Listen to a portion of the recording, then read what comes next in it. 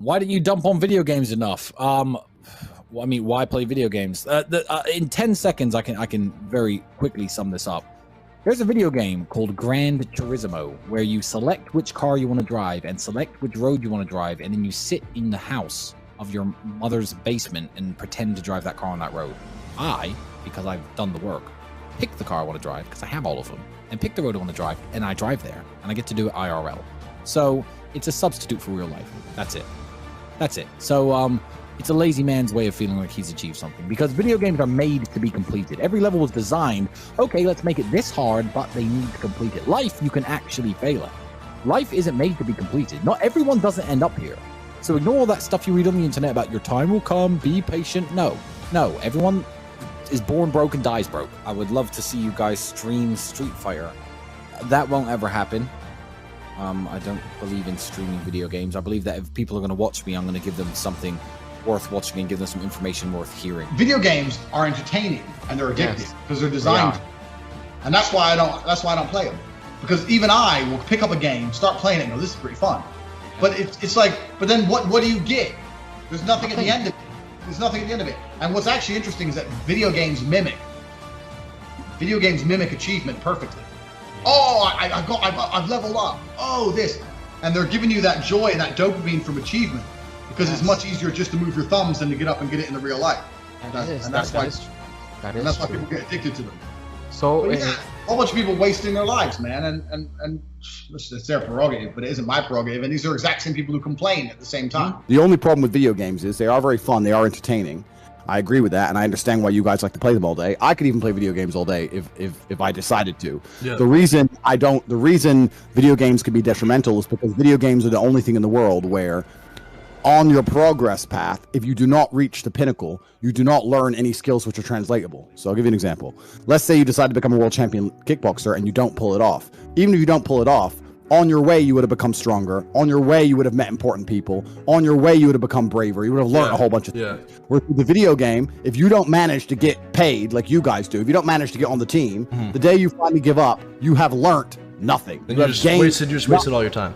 You've wasted all of your time. It's a huge dead sink. So that's the only detriment. That's the only the disadvantage to video games are if you don't pull it off, you don't get anything. Whereas in the real world, if you don't pull off your dreams and aspirations, usually you gain something upon the way, right? If you try and start a business, even if it fails, you will learn things. If you try and bench press 300 pounds and you can't, you'll still get stronger on the way. Video games are binary. It's either you make it or you don't. And if you don't make it, you've wasted years. Twitch is important for me because there's a lot of people on Twitch who need my help.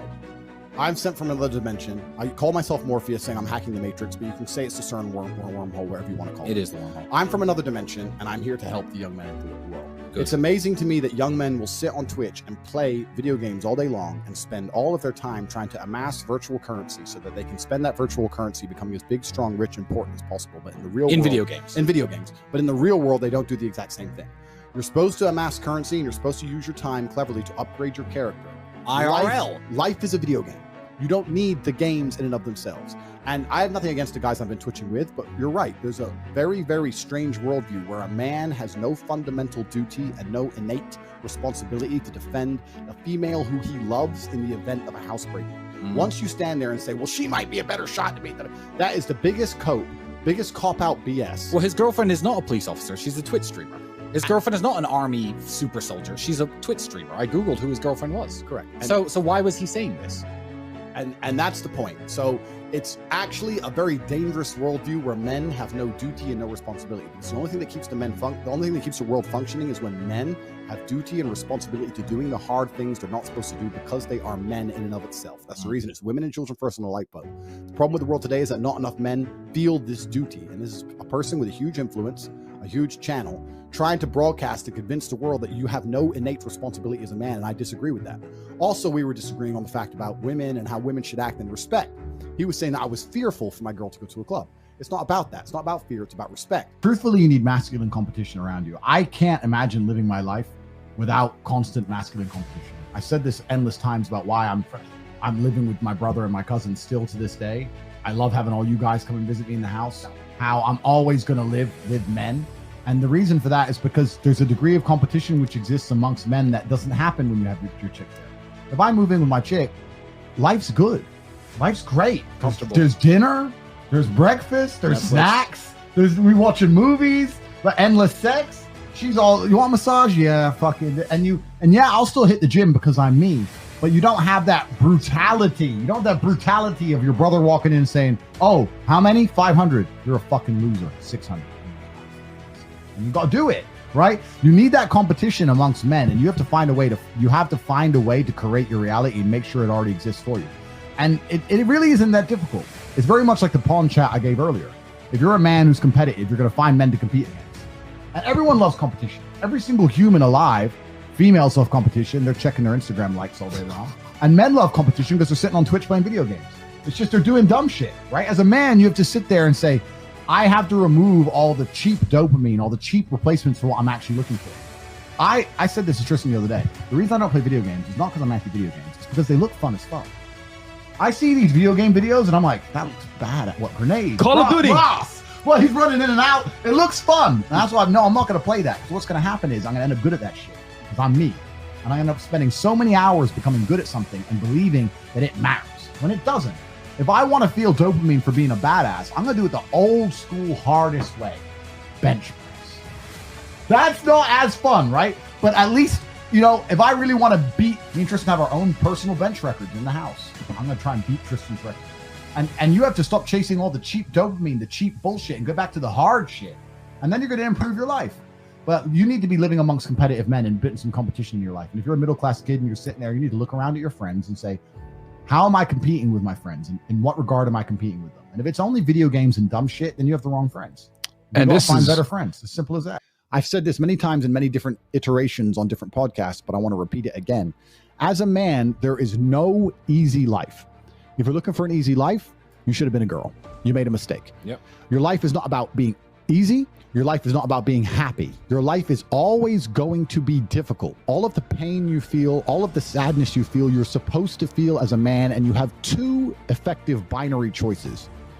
You either go through the suffering and go through the trauma and go through the hardship it takes to be a man of value, or you suffer eternity as a nobody. And being invisible, I would argue, is almost worse. You can have a very stress-free life if you work in Starbucks. You don't care about the Starbucks once you clock off. You're not at work at the time. You go home, you play video games, and you exist until you die. That's stress-free, but you have to suffer being a nobody.